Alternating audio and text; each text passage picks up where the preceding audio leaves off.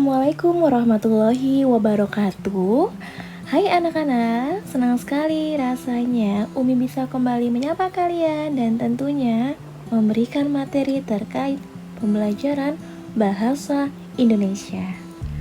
Nah, untuk kali ini Umi akan mengajak kalian membahas mengenai materi yakni gabungan kata dan afiksasi. Kalian sudah tahu belum apa itu gabungan kata? Ya, jadi anak-anak, gabungan kata adalah penyusunan dari kata yang berbeda. Umumnya dua kata yang sesuai dengan pedoman ejaan yang disempurnakan. Nah, untuk gabungan kata ini ternyata dibagi menjadi dua jenis, gabungan serangkai dan gabungan tidak serangkai. Mari kita lihat contoh lengkapnya. Di sini ada jenis yang ditulis serangkai dan ditulis terpisah. Kita perhatikan coba anak-anak untuk contoh gabungan kata yang ditulis serangkai. Ada kalanya, apalagi, matahari, olahraga, sukarela, dan duka cita. Lalu yang ditulis terpisah yakni alih fungsi, cita rasa, duta besar, orang tua, dan tanggung jawab. Kita ketahui bersama kalau gabungan kata ini berarti ada kata dasar yang digabung dan membentuk makna yang baru. Kita ambil salah satu contohnya. Di sini kita ambil contoh orang tua. Kita ketahui bahwa kata orang tua berasal dari kata orang tua. Kalau kita lihat artinya, orang memiliki arti tersendiri, tua pun seperti itu, memiliki arti sendiri. Tetapi ketika digabungkan menjadi gabungan kata, yakni orang tua, akan membentuk satu makna kata yang baru tentunya. Itulah yang dimaksud dengan gabungan kata. Berikutnya adalah afiksasi. Siapa yang kenal dengan afiksasi? Siapa yang tahu dengan afiksasi? Kira-kira afiksasi itu yang seperti apa ya? Ya, bukan anak-anak. Afiksasi itu bukan tahapan, bukan proses penghitungan, bukan jarak, apalagi fiknisasi. Lalu, apakah yang dimaksud dengan afiksasi? Mari kita simak berikut ini. Jadi anak-anak, afiksasi itu merupakan proses pembentukan kata dengan melekatkan imbuhan pada bentuk kata dasar. Contoh kata dasarnya yaitu makan, gigi, main, cangkul, rumah. Berikutnya kita akan berkenalan dengan yang namanya afiks atau imbuhan.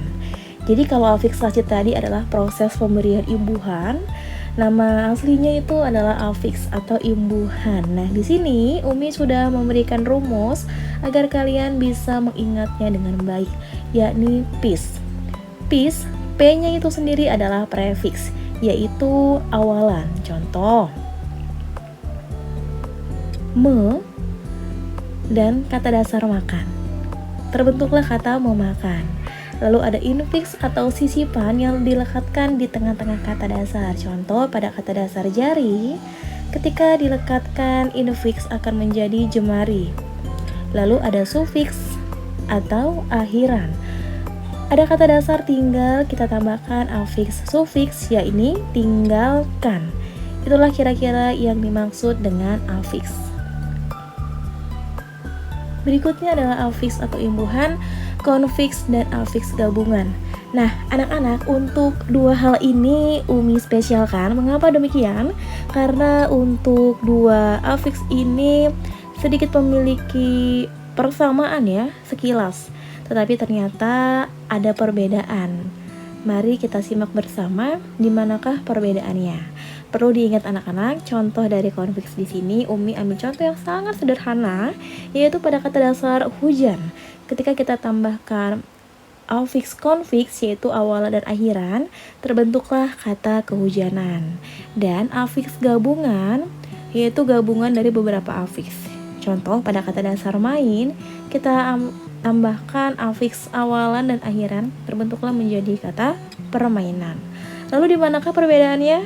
Kita simak bersama-sama. Nah, anak-anak, diperhatikan pada kata dasar hujan, ketika dilekatkan afiks ke dan an akan terbentuk menjadi kata kehujanan. Cara pembuktiannya untuk menentukan ini konfiks ataupun afiks gabungan adalah dengan menghilangkan salah satu afiksnya, salah satu imbuhannya. Sekarang kita akan hilangkan imbuhan yang berada di awal. Ya, dari kata kehujanan kita hilangkan afiks awalan yaitu ke, maka tinggallah kata hujanan. Ya, kita ketahui kalau hujanan itu bukanlah kata baku. Sekarang kita akan hilangkan afiks an, terbentuklah kata kehujan. Kehujan. Ya, itu juga tidak baku. Berarti afiks ini tidak bisa kita hilangkan salah satu imbuhannya, ya. Kata ini tidak bisa kita hilangkan salah satu imbuhannya. Berarti imbuhan ini harus dilekatkan bersama-sama. Maka itulah yang disebut dengan konfiks. Sekarang kita ke afiks gabungan. Ada kata dasar sama ternyata di sini. Lalu kita tambahkan afiks awalan ber dan akhiran an, terbentuklah kata bersamaan. Lalu kita coba hilangkan afiks yang ada di awal, maka tertinggallah kata samaan. Nah, samaan itu bukan kata yang baku ya nak ya. Lalu kita coba hilangkan afiks an, tertinggallah kata bersama. Ini ternyata baku ya, terbentuk kata bersama. Ini adalah kata yang baku. Berarti kalau yang seperti ini yang disebut dengan afiks gabungan. Dapat disimpulkan kalau konfiks itu imbuhannya harus dilekatkan secara bersamaan, awalan dan akhiran. Sedangkan afiks gabungan, ketika kita hilangkan salah satu afiksnya baik di depan maupun di belakang, ya, di awal maupun di akhir, jika salah satunya terbentuk menjadi kata yang baku, itulah yang dinamakan afiks gabungan. Nah, terakhir ya, Umi masih ingin memberikan cara yang lain masih berkaitan dengan imbuhan. Di sini ternyata ada beberapa peraturan untuk melekatkan sebuah afiks pada kata dasar maupun gabungan kata.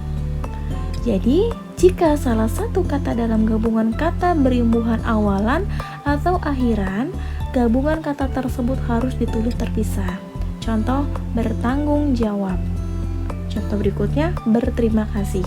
Kita lihat di sini, bertanggung jawab berasal dari kata tanggung dan jawab, dilekatkan imbuhan di awal yaitu ber, maka terbentuklah kata bertanggung. Sedangkan jawab karena tidak ada imbuhannya alias tetap kata dasar yaitu jawab, berarti di spasi atau diberi jarak gitu ya. Jadi terbentuklah kata bertanggung jawab. Sama pun halnya dengan berterima kasih.